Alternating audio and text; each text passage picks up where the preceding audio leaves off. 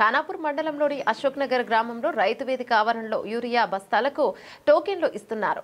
అసలే పొలాలు ఎండిపోయి ఇబ్బంది పడుతుంటే 6 ఎకరాలకు యూరియా బస్తా ఒకటే సరిపోతుందా? రాత్రి వేళ నుండి వచ్చి నిల్చున్నా కూడా ఇప్పటి వరకు యూరియా దొరకక ఇబ్బంది పడుతున్నాం. రైతుల ఆవేదన పీసీడబ్ల్యూ న్యూస్ రిపోర్టర్తో పంచుకున్నారు.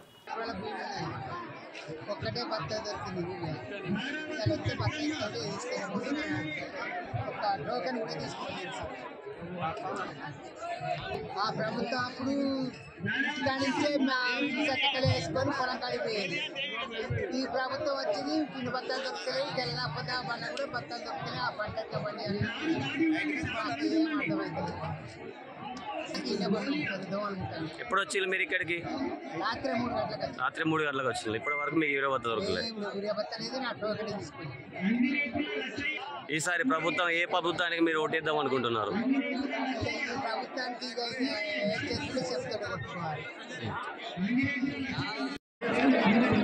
ఒకటే యూరియా బత్త ఒకసారి ఇచ్చాము. యూరియా దొరకలేదు. యూరియా లేక రాత్రి 3 గంటల నుంచి యూరియా దొరకలేదు. 100 మంది ఇచ్చిన 500 మంది యూరియా గురించి మాకు ప్రాబ్లం ఉంది, షార్టేజ్ ఉన్నది.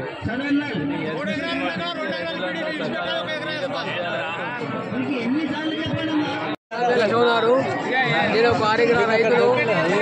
ఇప్పటి గవర్నమెంట్లో ఎన్నిసార్లు పోయినా యూరియా తిప్పలు ఎక్కువైతున్నాయి. దీనివల్ల 6 ఎకరాల వ్యవసాయం ఒకటేసారి దొరికింది. యూరియా చాలా తిప్పలు పడతాను.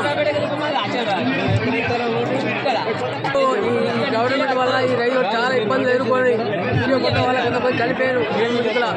ఇంకా ఇప్పటికీ నిర్బంధం రైతులు చాలా ఇబ్బంది పడతారు. రైతులు చాలా ఇబ్బందుల పాలవుతారు. ఈ గవర్నమెంట్ ఈ వల్ల జనం రైతులు నశించిపోతారు. నేను ఒక 6 ఎకరాల వ్యవసాయం చేసి ఇప్పటికే 2 ఎకరాలు పెట్టినా ఒక్కటే మొత్తం ఈ గవర్నమెంట్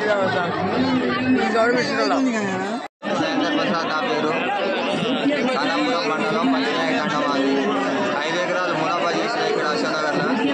6 ఎకరాలు అక్కడ మా కనకాడ చేసిన మునాఫా పచ్చి ఇప్పుడు వరకు ఒక్కసారి కూడా ఊరేయలే. అంతకుముందు ప్రభుత్వం మంచిగా పుల్లగా ఎక్కడ చేపలు అయినా మంచిగా పుల్లగా దొరికింది. ఈసారి అయితే రాత్రి 11 గంటల నుంచి ఇప్పుడు వరకు ఉన్న ఒక ఊరియా బస్తా కూడా దొరకడం కష్టమవుతుంది. చాలా ఇబ్బంది అవుతుంది. పంట వేసి